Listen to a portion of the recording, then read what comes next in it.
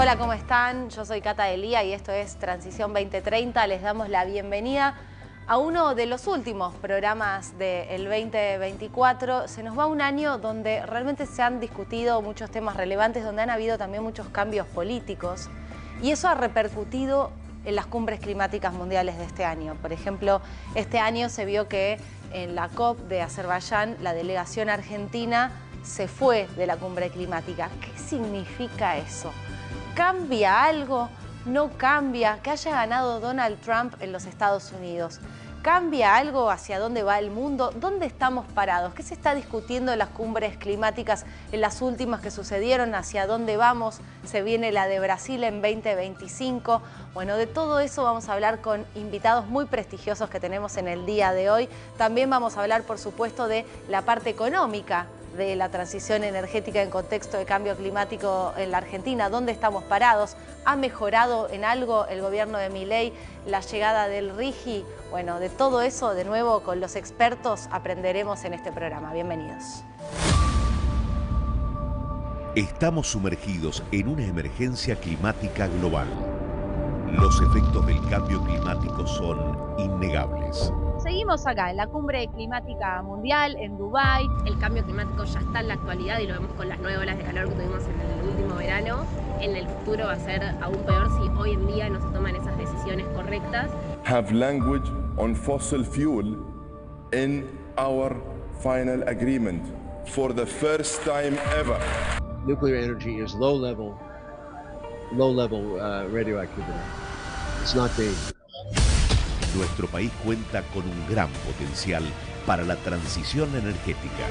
Tenemos una de las reservas más importantes de litio del mundo, grandes extensiones para energía eólica y solar, caudalosos ríos y lagos para la actividad hidroeléctrica y un reservorio de gas para abastecerse y exportar. Vaca muerta. Vaca muerta. Vaca muerta. Vaca muerta. Vaca muerta. El desafío está a la vista y la necesidad es urgente. El futuro es nuestro y debe ser sustentable. Y les decía que hoy invitamos a todos expertos en la materia y vuelve a este programa un amigo de la casa, Patricio Lombardi. Igualmente voy a leer todos sus pergaminos.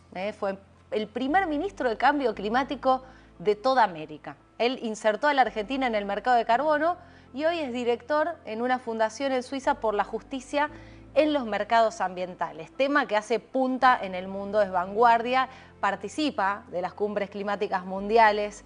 Justamente mucho tiene que ver con este tema de los mercados de carbono y hoy viene acá de nuevo a Argentina a Transición 2030 porque acabas de llegar al país.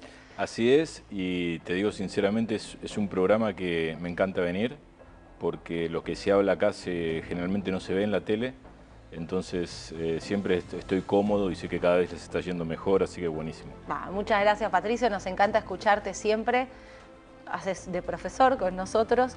En este caso ha sido a las últimas cumbres climáticas mundiales, esta última que se hizo en Azerbaiyán, que desde Argentina, al haber mucha menos gente, porque fueron mucho menos, este año nosotros no pudimos viajar, pero han ido muchos menos medios, la delegación argentina se retiró. Contanos un poco qué es lo que viste vos en esta última COP. Fue una cumbre flaca. Flaca. Mirá. Comparada con la que estuvimos en Dubái. Juntos en Dubái. Que fue magnífica. Que fue magnífica y era como entrar a una ciudad. Claro. No, esto era otra cosa, mucho más pequeña.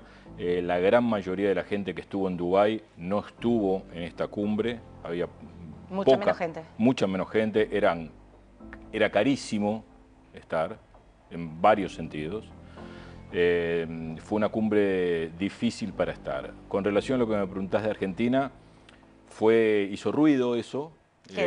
Porque dio Milei una orden de retirar a la delegación diplomática. Exacto, que estaba ahí en la cumbre, cosa que nunca había sucedido por parte de Argentina. Nunca había sucedido por parte de Argentina hasta hoy. Yo la verdad, es muy fácil criticar la medida. A mí no me disgustó. ¿No te disgustó? No. ¿Por qué? A ver, me interesa. Mira, no escucho tantas voces diciendo eso, por eso me interesa. Y mucho menos vas a escuchar voces de ambientalistas diciendo lo que te voy a decir ahora. Pero te doy un ejemplo concreto. Vos leías que fui el primer ministro de Cambio Climático. Sí. Nosotros cuando asumimos en el ministerio en ese momento, muy simple, lo que queríamos era dinero por conservar bosques, ¿no? Eso era lo que se buscaba. Eso no existió ni con el ministro Berman, no existió con el ministerio de Cabandier.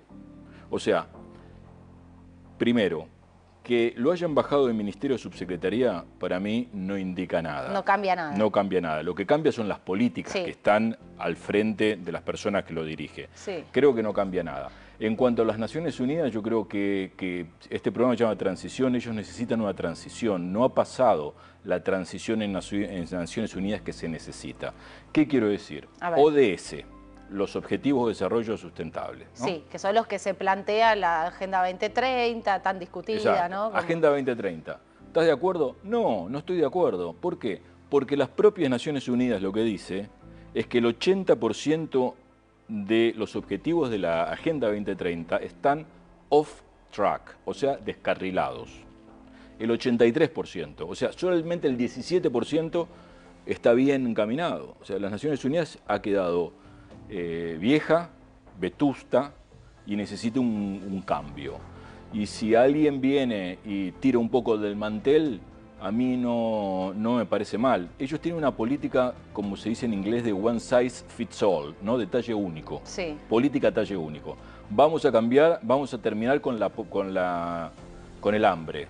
No es lo mismo terminar en África que en Noruega. Vos lo que decís es que son, para tratar de entenderte, conceptos un poco vacíos para las dificultades de los problemas que atraviesa cada país del mundo. Exactamente, exactamente. Y un diálogo entre el norte global y el sur global que tienen responsabilidades distintas en este asunto. Que eso siempre fue una crítica, ¿no? Porque le exigís lo mismo a un país del sur global que a China o a Estados Unidos, que son los países que más emiten. Exacto. Vos en la presentación hablabas de la cumbre y hablabas de Trump y de Milei, ¿no? O qué pasará. ¿Qué pasará? Yo te voy a leer... Nos preguntamos todos qué pasará. Yo sabiendo que venía acá, te preparé algunos datitos, después te voy a decir quién los dijo. A ver.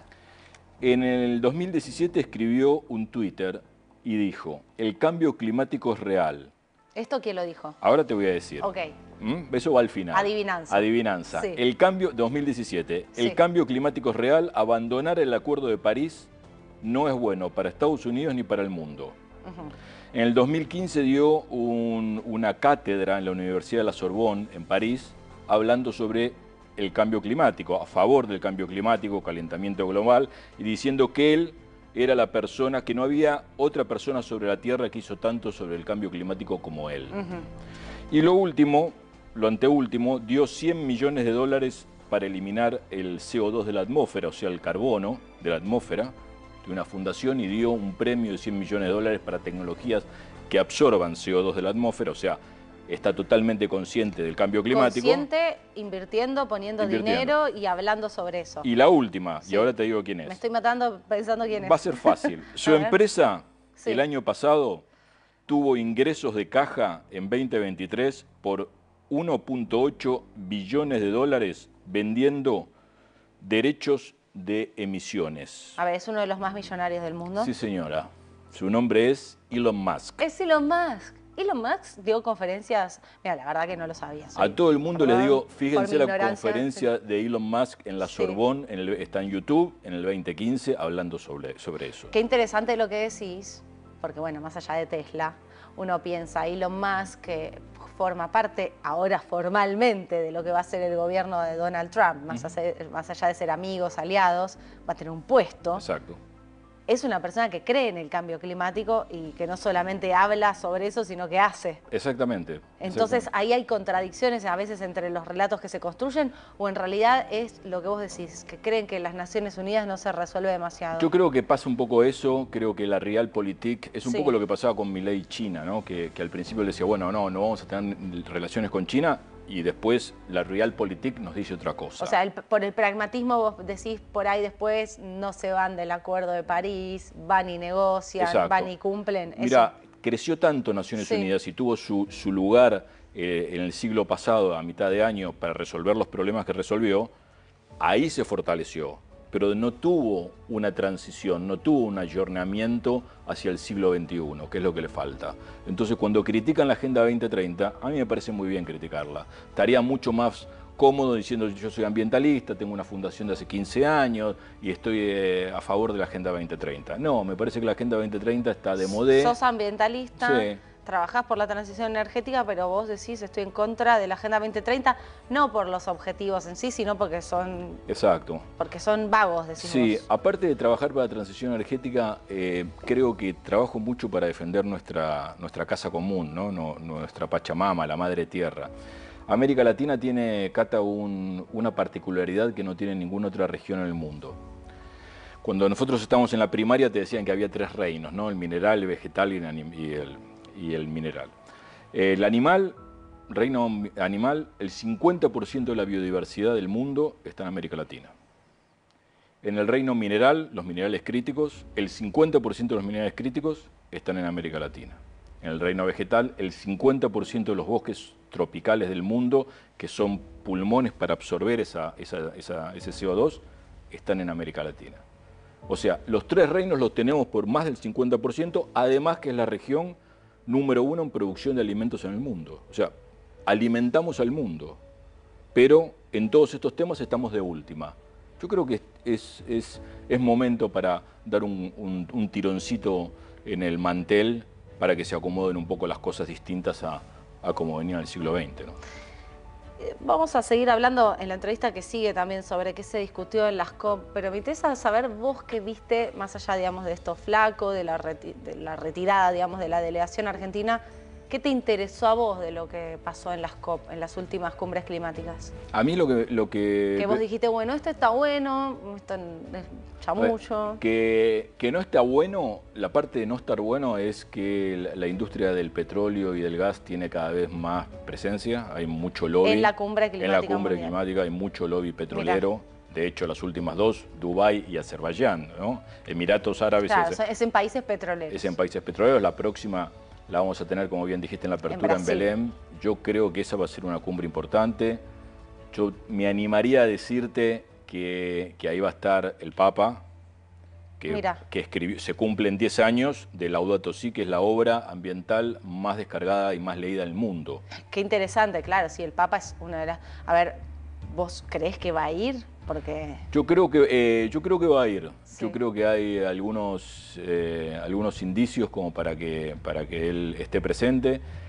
También, volviendo a tu pregunta de qué vi de bueno, los mercados de carbono es algo que estaba... ¿Se sigue hablando? Ya se cerró, quiere decir, se instrumentó y ya hay una vuelta de página a eso, y es algo que Argentina, desgraciadamente, no lo está hablando.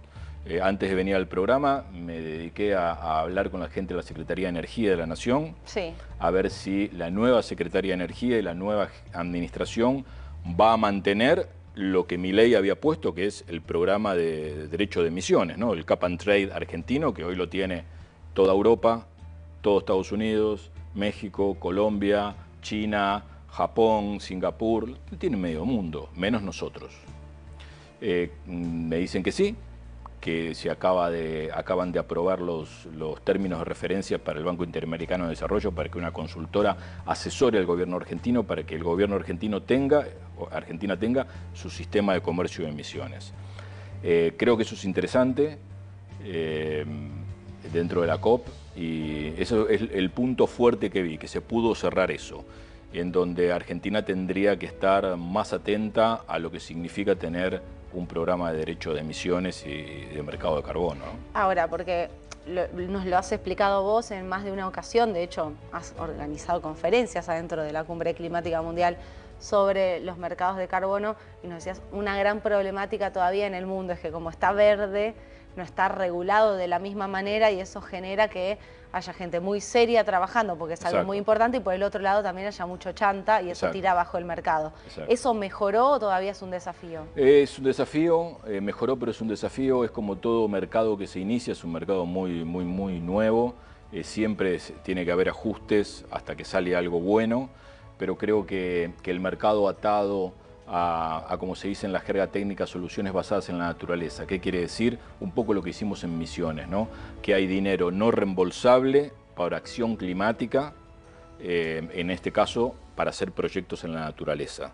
Sí, a ver, está bueno siempre refrescarle al oyente cómo funciona eso con una empresa. Bueno, concretamente, nosotros teníamos en Misiones una provincia en la cual el 96% de la provincia limita con el extranjero. Si uno ve el mapa de Misiones de frente, el lado derecho con Brasil, del lado izquierdo con Paraguay, y el ejemplo de Paraguay, Misiones, Río Paraná, Paraguay.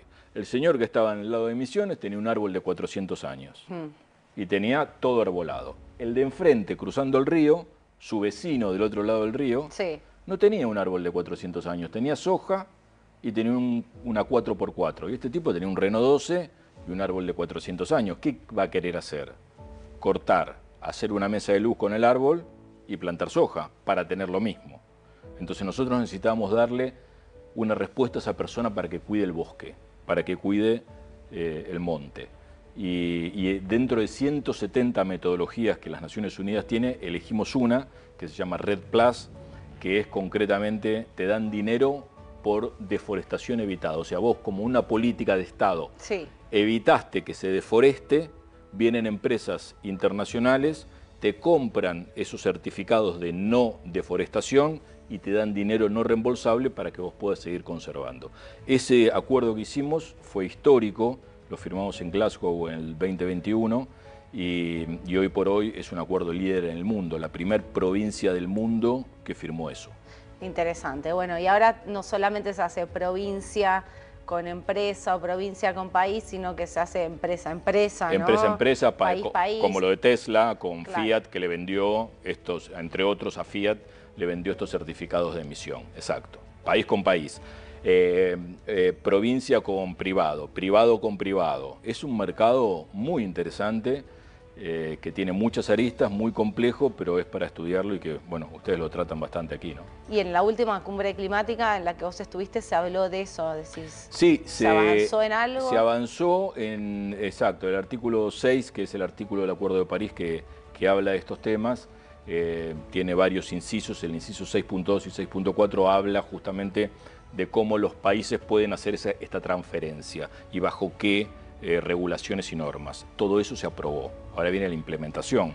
Siempre es difícil con un Acuerdo de París, que hay más de 190 países que se pusieron de acuerdo, siempre en la implementación de los temas tarda tiempo, no es fácil, hay uno que se queja, entonces no pueden avanzar y siempre están trabadas esas negociaciones. Creo que es tiempo de poder tratar por la urgencia que tenemos y no del cambio. Cuando a mí me nombraron ministro de Cambio Climático, siempre pensaba de antes que el cambio climático era una parte. Nosotros tenemos temas que tienen que ver con islas de plástico, que vos lo conocés. Tenemos que, la ciencia nos dice que hay microplásticos y nanoplásticos en los torrentes sanguíneos de nosotros. Entonces no es solamente el cambio climático.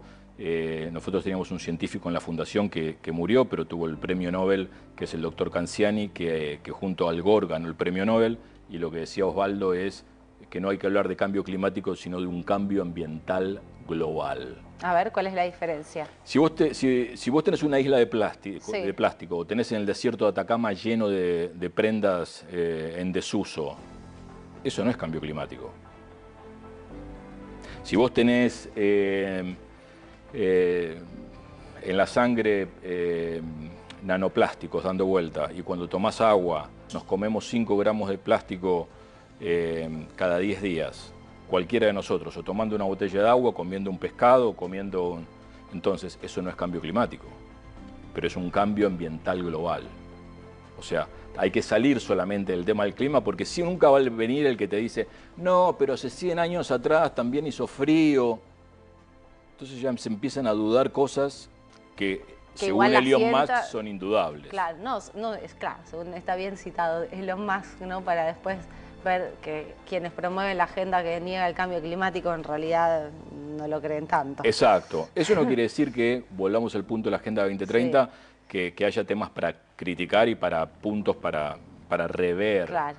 Pero... Además te quedás afuera, ¿o no? Exacto. Patricio, vos que vivís en Suiza, que trabajás allá, Exacto, que viajás por el mundo, te quedás afuera, incluso si uno lo piensa, como vos decías, con Milei que va a terminar siendo pragmático o Trump, por pragmatismo. Exacto. Bueno, claro. la vez pasada, cuando acá en Transición, yo te daba el ejemplo y tenía la foto, ya te voy a mandar, del supermercado en donde hay 2 tótems, ¿no? Sí. En uno están en España, en uno están las bananas españolas y en otro las bananas de Costa Rica. La banana de Costa Rica sale $1 el kilo. La banana de España en España sale $2 o 2 euros el kilo. Claro, el productor de banana de España, ¿qué va a decir? ¿Cómo puede ser que esta banana entre de Costa Rica, cruzando el océano, y salga claro, emitiendo y salga la mitad?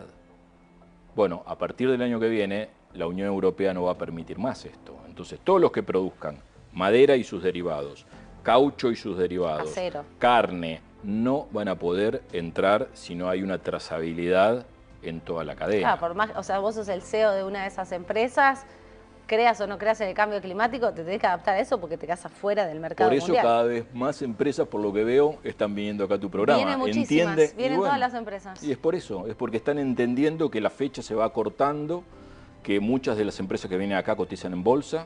Si cotizan en bolsa o en Argentina o en Nueva York, donde coticen, la presión es cada vez mayor. O sea que esto es un tema que tal vez nos estamos adelantando en Argentina, pero en el mundo es un tema que se conoce muy bien. Que, acá se empezó a discutir más tarde y encima se discute raro, ¿no?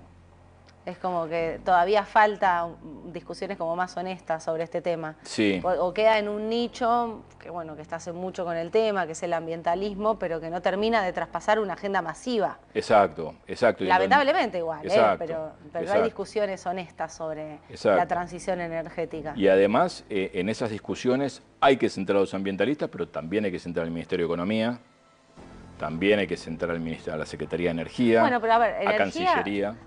Que ahí va también, ¿no? Que yo siempre me quedo mucho con lo que vos decías, el pragmatismo y el ejemplo de Elon Musk, porque yo siempre pensé lo mismo, después algunos me dicen, estás loca, pero yo me acuerdo de esta cumbre climática de Dubái donde coincidimos. Milei mandó lo mandó Guillermo Francos, decidieron mandar a Marcia Levalli a decir, nosotros no nos retiramos del Acuerdo de París. Exacto. Ahora tampoco sucedió que anuncien que Exacto. se retiran del Acuerdo de París. Exacto. Y hoy tienen una secretaria de transición energética. Exacto. La transición energética es en contexto de cambio climático, no es porque sí. Por supuesto. Por lo cual, digamos, adentro de la Secretaría de Energía, que depende del Ministerio de Economía, tienen un área de transición energética. Y es la misma gente que minutos antes de venir acá me confirmó que siguen con ese programa. Que siguen con ese que programa. no hay cambios. Claro, o sea, están con las metas de reducir las emisiones y de a poco ir hacia energías más limpias. Exacto, y no solamente eso, si vos salís del Ejecutivo y te vas al Legislativo, el diputado que presentó el proyecto más importante de esto es De Angelis, Sí. que es del PRO, Sí. cercano a Milei. O sea que es un proyecto que vino consensuando y trabajando hace varios meses. O sea que también desde el Legislativo están viendo lo mismo. Brasil lo acaba de aprobar, Mira. la semana pasada. El Senado brasilero ya tiene un sistema, Brasil ya tiene un sistema de comercio de emisiones. Y vos decías que también fuiste a la COP de Cali pensando en este Sí. pragmatismo también. El gobierno envió a Ana Lamas, que es la secretaria de Ambiente, Sí, sí. que dijo, le habrá cambiado las palabras, pero dijo que iban a seguir respetando los acuerdos internacionales, ¿no? Sí, es muy importante. El tema de biodiversidad para mí es lo que más siempre me atrae porque la biodiversidad es la fuente de vida. Es donde está la génesis, es de donde surge todo. Sin biodiversidad no hay polinizadores, no tenemos plantas para medicamentos oncológicos. Nosotros necesitamos de la biodiversidad. Y siempre estoy atrás de los famosos créditos de biodiversidad que tienen que ver un poco parecido a los créditos de carbono, pero hoy ya Europa está viendo de poner dinero en acciones concretas con la biodiversidad. Mira, ya lo están discutiendo cada vez más. Exacto, ya las empresas en el mundo, y algo que para compartir, ya no hablan más de huella de carbono. Ya huella de carbono quedó en el siglo pasado. Lo que se habla hoy es de huella ambiental. Porque vos en la huella de carbono decís, bueno, esto es, sí, pero y el agua y un montón de otros factores que tienen que ver con la huella ambiental. Entonces hay algunas empresas, por suerte, en Argentina que están entendiendo eso, pero el mundo va por ahí, sería necio. Y te quedas no ver. afuera, si no. Me encanta lo que decís porque es una mirada como más realista, más pragmática de lo que se está discutiendo en el mundo, ¿no? Porque es muy romántico ir a una cumbre climática mundial y obvio que todos los que estamos acá mirando el programa y nuestros invitados con distintas posturas, pero todos queremos que, bueno, que el mundo deje emitir, que estemos en una mejor casa donde habitamos. Sí, pero el tema es desde qué punto de partida discutimos, ¿no? Exacto, poder entender que esto es como un barco en que si nos hundimos todos, no importa si vas en primera clase o en tercera, ¿no? Nos hundimos todos en el mismo barco, entonces es importante entender ese concepto del Papa Francisco como casa común. Creo que fue muy inteligente en eso. Bueno, me quedo con esa esperanza de que el Papa Francisco vaya el año que viene a la Cumbre Climática Mundial. Yo creo que el año que viene nos toca viajar, porque es en Brasil, es muy cerca y seguramente va a ser una cumbre importante. Patricio, sabemos que tienes una agenda muy ocupada, pero cuando vuelvas a la Argentina nos encantará volverte a escuchar otra vez. Seguro, ya estamos trabajando en la cumbre de Belém, así que la próxima vez seguro vengo con algunos adelantos para eso. Excelente, muchas gracias por venir. Gracias por la invitación. Hasta la próxima. Recién lo escuchábamos a Patricio de Lombardi, siempre es muy interesante escucharlo. Él contó su experiencia en la Cumbre Climática Mundial. Ahora tenemos a otra invitada, especialista en temas ambientales, que estuvo en la COP de Azerbaiyán para que nos cuente un poco qué se discutió y a qué conclusiones arribaron los países del mundo que básicamente suscriben a estos acuerdos internacionales para bajar las emisiones. Estamos con Camila Mercure. Ella es responsable del área de política climática de la Fundación Ambiente y Recursos Naturales, que es FARN, y acaba de llegar de Azerbaiyán. Muchas gracias por venir. No, al contrario, muchas gracias por la invitación. Sí, llegamos hace unos días, así que todavía con un poco de jet lag. Jet lag, porque hay mucha diferencia. Son 7 horas, podría ser peor, pero el tema es que fue un día y medio, el viaje duró un día y medio y la vuelta también un día y medio, entonces uno llega también bastante cansado. Me imagino. Antes de preguntarte todo lo que se discutió, que obviamente es a lo que vos viniste a hablar, pero me interesa saber cómo fue la experiencia en Azerbaiyán, porque por lo que vi en el chat que nos quedó de la cumbre climática anterior, vi que hubo muchas dificultades por el propio país para manejarte, para moverte, para los precios, para el alojamiento. ¿Qué encontraste vos? Bien, sí, ahí a modo como de breve resumen, en términos de alojamiento, los precios sí eran bastante más caros que, por ejemplo, lo que fue Dubái. Y a su vez Más caro que Dubái. Mirá Sí. que Dubái era salado. Por eso, sí. Y sí, por suerte a nosotros no nos pasó, pero sí sabemos de colegas que les han cancelado alojamientos y medio que a último momento tuvieron que salir a buscar otros, ya sea hoteles o departamentos o lo que fuese. Y después, si tuviera que rescatar algo que me parece que fue positivo, tiene que ver con la logística del transporte para llegar al venue. Había como una serie de colectivos, buses, que partían de distintos puntos de la ciudad, entonces eso hacía que fuese mucho más fácil llegar al venue. Entonces, bueno, es como algo... Una de cal y una de arena. Exacto. ¿Fue muy frenético el ritmo de la cumbre climática de Azerbaiyán? Sí, fue bastante frenético, más que nada un poco porque este año había muchas expectativas puestas en un tema que es muy importante, no solo por el tema en sí, sino también porque cómo permea los distintos temas, que fue justamente financiamiento. Bien. Y que sabemos que cuando hablamos de plata, esas conversaciones nunca son fáciles. No, entonces claramente. fue bastante intenso. Vos decís, fue uno de los puntos centrales que se discutieron en esta cumbre climática mundial. Sí, esta COP29 se esperaba que sea la COP del financiamiento, básicamente, y un poco para poner en contexto. Sí, contanos, ¿qué se discutía y de dónde veníamos? Genial, sí. Veníamos de una meta de financiamiento que los países del norte global tenían que movilizar y proveer a países del sur global, que era una meta de 100.000 millones de dólares por año hasta 2025. Entonces, justamente esta era la COP, ya llegando a fines de 2024, que se tenía que definir cuál iba a ser esa nueva meta. Sí. Esto también me parece importante destacar en un contexto de el famoso principio de responsabilidades comunes pero diferenciadas. A ver, contá un poco qué es eso. Tenemos que tener en cuenta que el calentamiento global, el cambio climático, un poco también debido a las emisiones de gases de efecto invernadero y a la responsabilidad histórica que tienen justamente los países del norte global que más han emitido y más han contribuido con la problemática, es que en uno, por ejemplo, de los artículos del Acuerdo de París se menciona que los países desarrollados tienen que movilizar y proveer dinero a los países en vías de desarrollo, que fueron quienes menos contribuyeron con las emisiones de gases de efecto invernadero y por lo tanto con el cambio climático, y una de esas maneras en las cuales tienen que justamente digamos, saldar estas responsabilidades es a través de financiamiento. Bien. ¿Ahí entra la Argentina, por ejemplo, en que nos financien algo? Exactamente. Argentina está dentro de la convención, viene a ser uno de esos países. Somos del sur global, exacto. Somos receptores de esos financiamientos, que son préstamos o donaciones. La realidad es que, bueno, justo mencionás algo que es muy importante que tiene que ver con esa calidad de financiamiento. Sí, Argentina, ¿cómo nos dan la plata? Exacto. Argentina básicamente sí negocia, digamos, y está dentro de este, digamos, de este bloque, por así decirlo, del sur, de los países del sur global. Entonces, justamente es uno de los países que tiene que recibir este financiamiento. Y bueno, había muchos elementos importantes a definirse en esta meta. Uno era la cantidad y otro era la calidad, entre muchos otros. También después podemos ahondar un poco más. Pero ¿por qué eran dos elementos importantes? Porque la meta pasada un poco se hablaba de estas lecciones aprendidas de la meta de los 100.000 millones de dólares, que tiene que ver con que la cantidad había sido muy baja. Hay reportes actuales que mencionan que los países necesitan en orden de billones, es decir, no de 1.000 millones, estamos hablando de billones. Y a su vez, en términos de calidad, había reportes que mostraban, por ejemplo, varios reportes de la OCDE, que mostraban que la mayor parte de ese financiamiento había sido en forma de préstamos.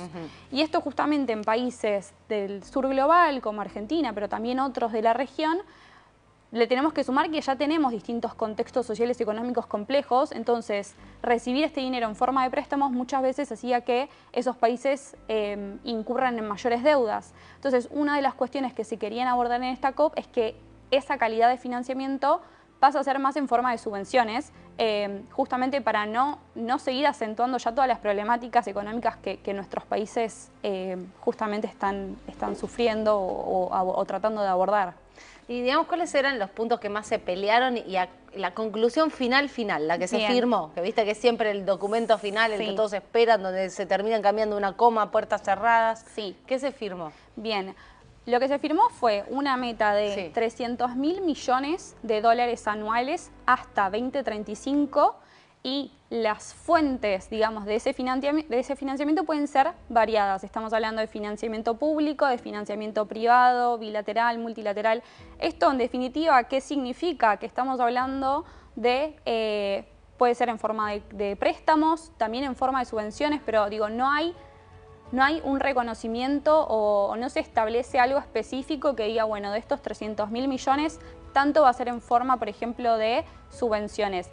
Y bueno, estos dos ítems fueron los más peleados. De hecho, también tenemos que tener en cuenta que la COP terminaba o debía terminar el viernes 22 de noviembre y terminó el domingo 24 por la madrugada. Digo, las negociaciones seguían peleando y negociando. Porque justamente no se estaba llegando a ningún acuerdo en estos dos elementos que justamente para los países del sur global es sumamente importante.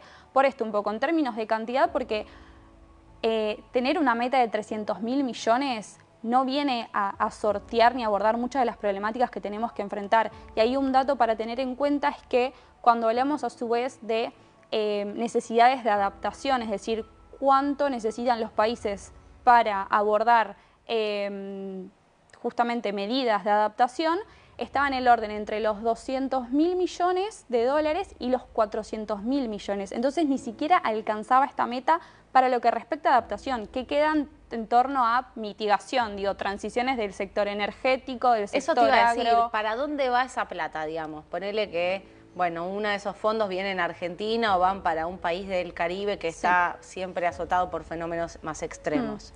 ¿En qué se utiliza ese dinero? Bueno, otra de las cuestiones que se esperaba y que también no se llegó a ningún tipo de acuerdo y el texto final tampoco refleja, era que haya submetas, así lo llamaban, submetas específicas por justamente, ya sea que estemos hablando de mitigación, de adaptación o de pérdidas y daños. Y esto era un poco lo que mencionaban los países del sur global, porque también haciendo referencia a otros reportes de la OCDE, en los años anteriores, de la meta anterior, lo que figuraba es que el financiamiento iba mayoritariamente para medidas de mitigación y no tanto para adaptación, y es un poco lo que vos mencionabas. A ver, ¿cómo sería, digamos, para explicarle a un televidente que está escuchando por primera vez la palabra mitigación, adaptación?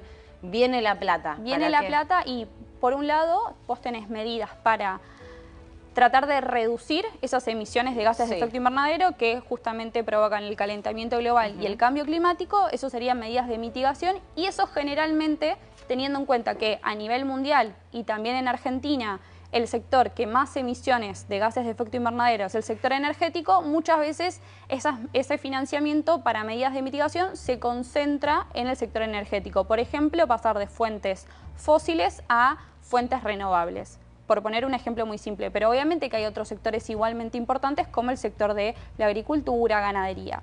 Eso corresponde al paquete de mitigación, vamos a llamarle. Y después tenemos el paquete de adaptación, que ¿qué sucede? Ya hoy en día, como bien mencionabas vos anteriormente, ya estamos viviendo y sufriendo las consecuencias del cambio climático. Totalmente. Por ejemplo, con fenómenos climáticos cada vez más extremos, severos, como inundaciones, sequías. Vimos este año lo que pasó en España, por ejemplo, con la Dana. Exacto. No es un país del sur global, pero quedaron muy afectados. Totalmente. Con daños económicos, pérdidas materiales, humanas. Bueno, ¿y qué sucede con eso? Justamente ya estamos viviendo esos efectos del cambio climático, entonces necesitamos adaptarnos. Digo, esas medidas de adaptación responden a justamente la palabra, que es adaptarnos a esos efectos, y muchas veces estas medidas están relacionadas con infraestructura. Claro, con construir mejor las ciudades. Exacto, y planearlas también en un contexto de cambio climático, y también ahí tener en cuenta estos escenarios que vienen del ámbito científico, que hacen proyecciones a ya sea cambios de temperatura, a mayor, por ejemplo, ocurrencia de eventos climáticos extremos. Entonces acá tenemos este otro paquete de adaptación. ¿Qué pasa? Estos reportes mostraban que el 70% del financiamiento iba para medidas de mitigación, es decir, justamente para, por ejemplo, cambiar de energías fósiles a renovables, pero solo el 30% iba a medidas de adaptación. Y es un poco lo que nos pasa en nuestros países, que si no tenemos medidas de adaptación, cuando vengan estos incendios, estas inundaciones, vamos a incurrir en mayores y peores pérdidas y daños. Y eso es un círculo vicioso en el cual tenemos que a su vez destinar más financiamiento para costear esas pérdidas y daños. Nuestra economía a su vez tiene que afrontar otras cuestiones sociales y económicas, y a su vez tampoco nos estamos preparando para adaptarnos para el cambio climático. Entonces es como un círculo vicioso. Y una de las cosas que se estaba pidiendo era que haya una submeta específica que diga, estamos destinando esta cantidad de dinero. Sea más concreto, digamos, hacia dónde va la plata, para qué. Exacto. Lo único que quedó claro es que se va a tratar de una meta de 300.000 millones de dólares anuales para 2035, y que los canales frente a los cuales se va a poder brindar ese financiamiento van a ser muy diversos.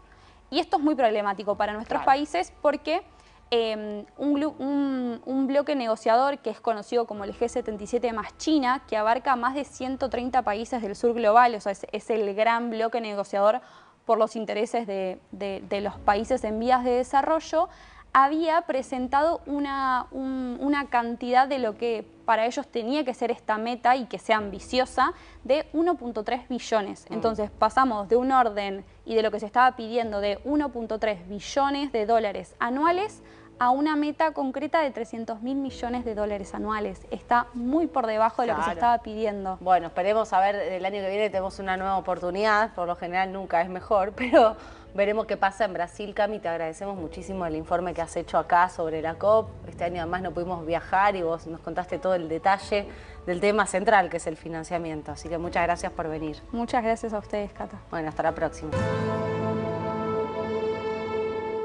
Hablamos de cambio climático, hablamos de las cumbres climáticas mundiales, que se discutió este año en Colombia, que se discutió en Azerbaiyán, qué deudas quedaron, qué desafíos quedaron. Hablamos de la transición energética en contexto de cambio climático.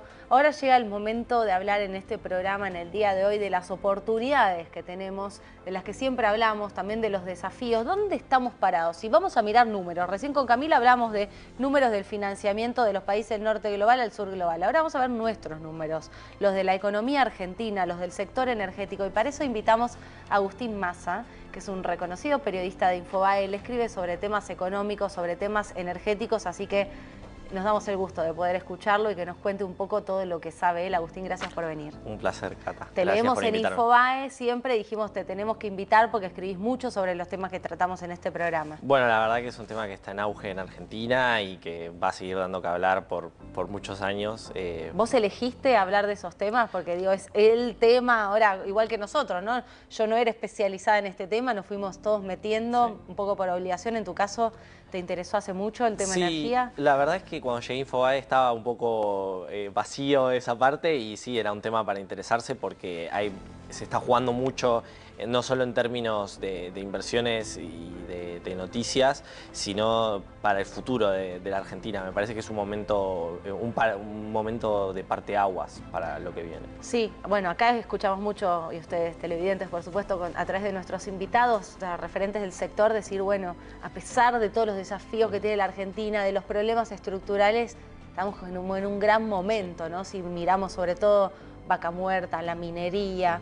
¿Vos qué estás viendo? Digamos, si uno tiene que mirar Vaca Muerta y el sector energético y la minería, ¿es el otro campo argentino? ¿Qué estás viendo en números? Bueno, centralmente creo que es un punto muy interesante ese. Argentina viene de una historia de problemas cambiarios, de esto de tener el precio del dólar en la portada de los diarios, y fundamentalmente tiene que ver con la falta de reservas en el Banco Central, con las malas administraciones también de las gestiones económicas de nuestro país y la oportunidad que genera el desarrollo del sector energético, también de la minería.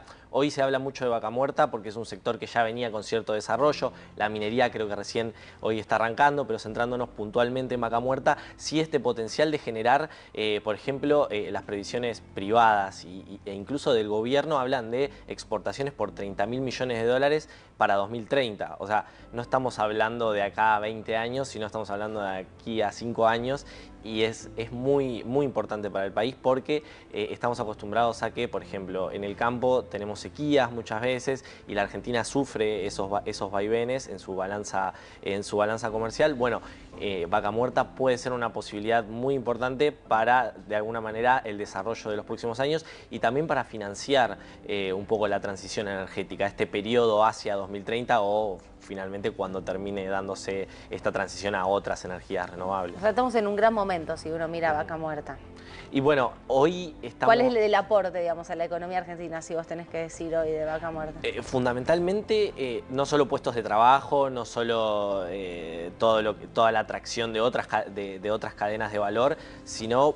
Por un lado, la posibilidad de la estabilidad cambiaria para nuestro país y por otro lado también algo que no se habla mucho, pero es reducir el costo de la energía y también reducir el gasto, por ejemplo, que tiene el Estado en subsidios. En Argentina se han gastado alrededor de 150.000 millones de dólares, el equivalente a ese monto en subsidios energéticos en los últimos 20 años, más o menos.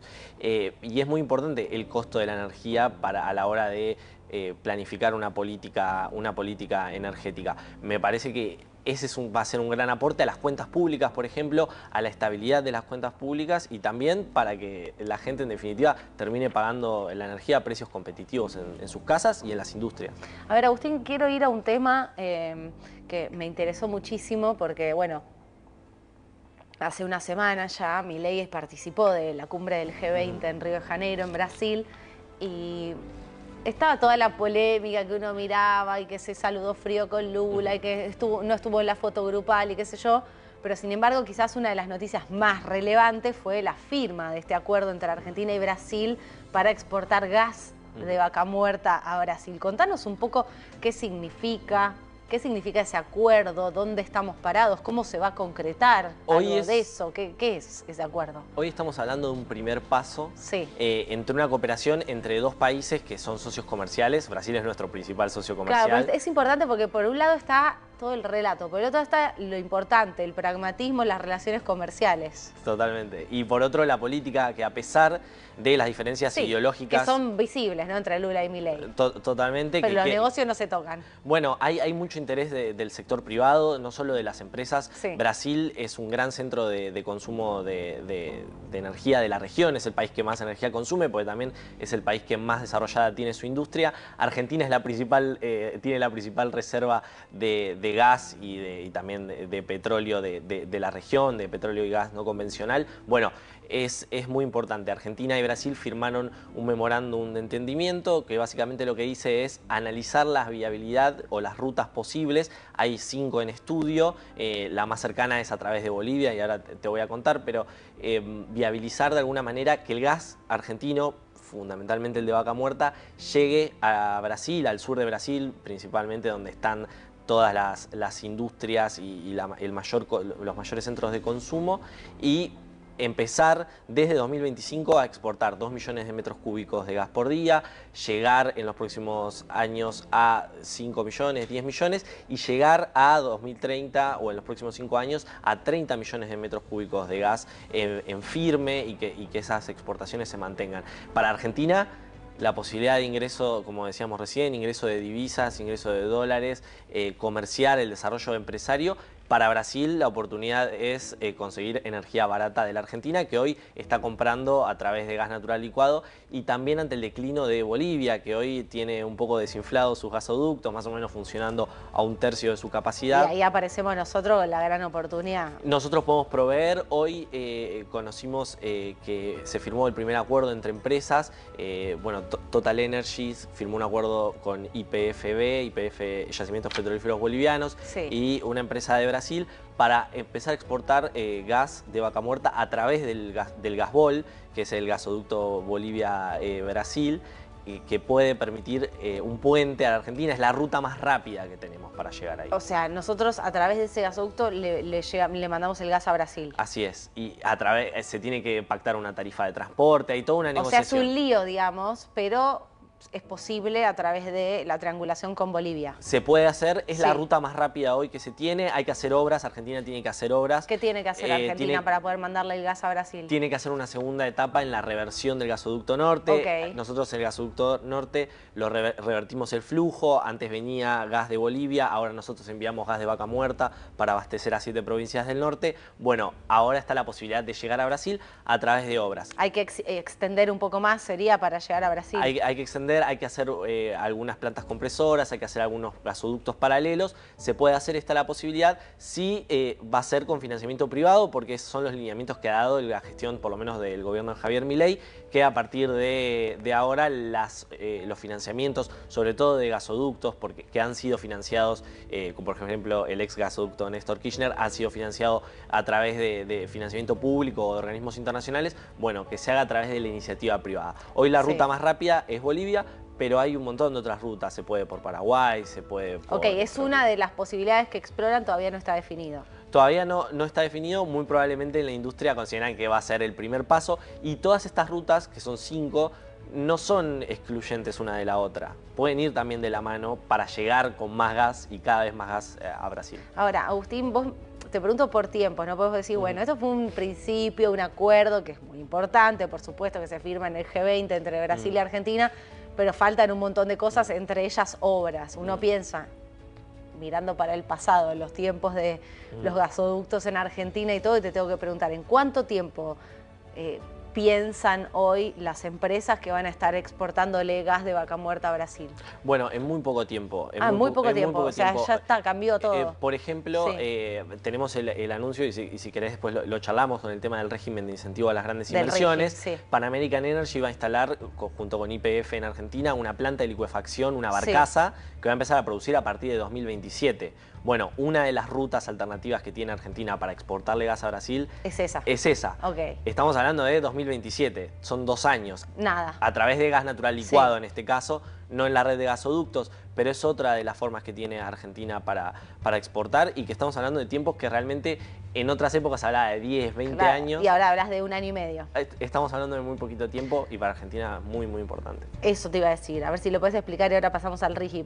Para el televidente, ¿qué significa eso en la economía argentina? Que se exporte gas argentino a Brasil, ¿no? Un país que antes importaba gas de Bolivia, aunque lo teníamos, sí, lo importábamos. En los 20 años más o menos que duró el contrato, importamos de Bolivia 18.000 millones de dólares en concepto de gas. Imagínate que lo que sería para el país no tener que depender de la energía de otros países, poder tener energía barata, energía también limpia, si es el caso del gas, o lo más limpia posible, no importando combustibles, por ejemplo, que son mucho más caros, que son mucho más contaminantes, que vienen en barcos, que son caros, que uno los compra en spot y que los tenés que pagar al precio que te lo pongan en ese momento. Tener el desarrollo de la industria local con energía barata, más puestos de trabajo también por el desarrollo de las cadenas de valor. Y como te decía antes, el ingreso de divisas, tal vez generar cierta estabilidad cambiaria. Bueno, es todo un capítulo, pero el plan del gobierno que hoy tenemos en Argentina es también la apreciación de la moneda local. Bueno, sí, eso se tiene que conseguir a partir de más dólares en el Banco Central, claro, no hay otra forma. No hay otra forma. A partir de eso, más estabilidad cambiaria y también, como te digo, menos subsidios a la energía y que los usuarios puedan acceder a energía más barata. Bueno, Agustín, y ahora te pregunto entonces por el RIGI. Todos lo escuchamos porque, bueno, hasta que se aprobó en el Congreso hubo un montón de debate. Por lo general a uno, si no está muy metido en el tema energético o económico o político, escuchabas RIGI sí, es buenísimo para la economía del país, RIGI no sé. Bueno, hoy tenemos el RIGI. ¿Vinieron las inversiones?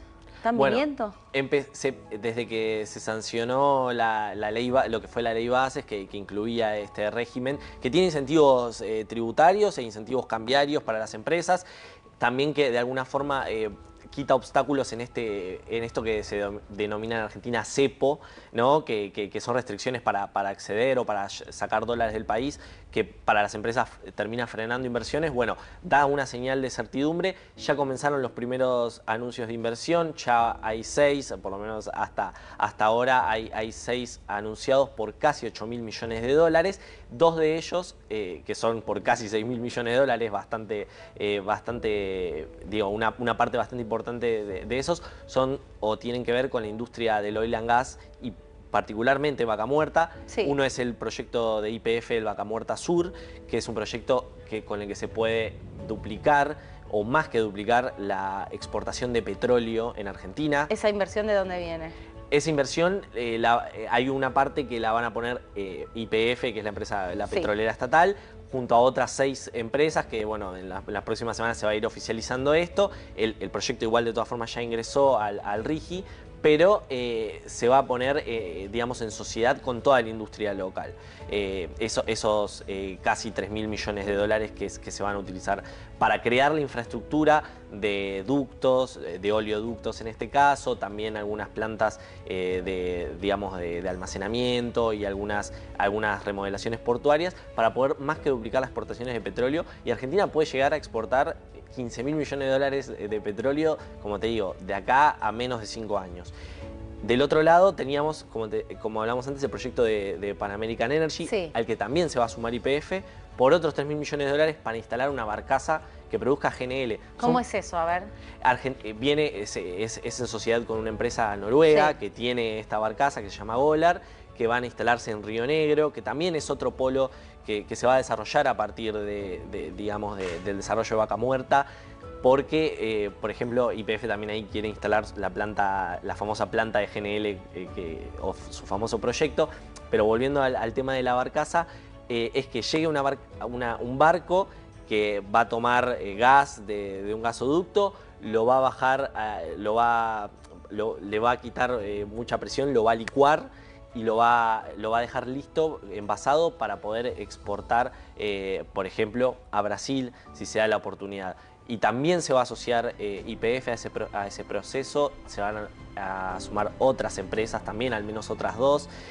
La verdad que ahí Argentina puede entrar a un grupo de países que no son muchos, Qatar, Estados Unidos, un puñadito de países en el mundo que son exportadores de GNL. La verdad que ese va a ser un hito. Es un cambio para la Argentina, básicamente es que entren dólares por otro sector, así a gran escala, que no sea el campo, ¿no? Un hito muy importante y, bueno, en las próximas semanas o en los próximos meses vamos a tener más anuncios de inversión en el no convencional, que es el caso de Vaca Muerta. O sea, están cayendo las inversiones. Vamos a estar mirando que vienen apareciendo más anuncios. Son un proceso, obviamente no es que entran todos los dólares juntos. No, claro, pero digo que funciona el RIGI, eso es lo que te pregunto. Hoy se está viendo que hay entusiasmo, sobre todo en sectores como la minería, industria, como la energía. Hay otros sectores, las energías renovables. YPF Luz también hizo un anuncio en el marco del RIGI para un parque de energía solar. Digo, hay muchas oportunidades en ese sentido y hay mucho entusiasmo de las empresas porque hay con qué, y si están las señales dadas, va a haber inversiones en el sector porque es un sector muy competitivo. Bueno, entonces, digamos que si vos tenés que cerrar este primer año de Milei, que arrancó, digamos, con turbulencias por lo que recibía, por lo que significa en Argentina un cambio político tan importante, por un cambio de modelo también, dirías que está cerrando de forma positiva. Bueno, lo macro. En la macro, la verdad que ha habido una mejora sustancial a lo que fue sobre todo el final del año pasado, que fue muy turbulento, pero venimos de 6 años muy difíciles.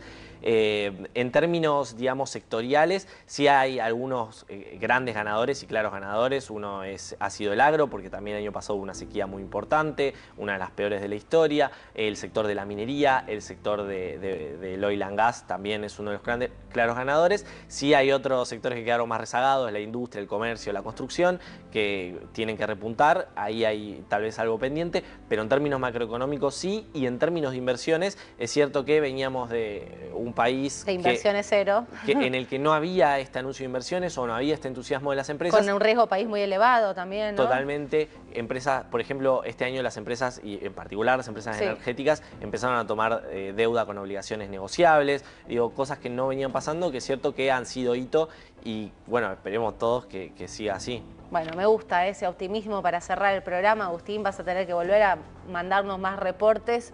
Ojalá sigamos por esta senda. Estamos a disposición. Seguiremos prestando atención a ver qué pasa, sobre todo con este acuerdo que firmaron Argentina y Brasil, que me parece súper interesante. Gracias por venir. Gracias por la invitación. Y hasta aquí llegamos, queridos televidentes. Esperamos que les haya gustado mucho el programa de hoy, que hayan aprendido, igual que nosotros. Aprendimos mucho de la Cumbre Climática Mundial, de qué pasó, de qué se discutió, de qué no se discutió, de qué acuerdos todavía se cerraron y que quedan pendientes para la próxima cumbre climática que va a ser en Brasil, dónde estamos parados con la transición energética en Argentina y cuáles son nuestras oportunidades, nos las contó recién Agustín Maza. Vamos por buen camino, así que cerramos el programa con optimismo. Que estén muy bien y hasta el próximo fin de semana.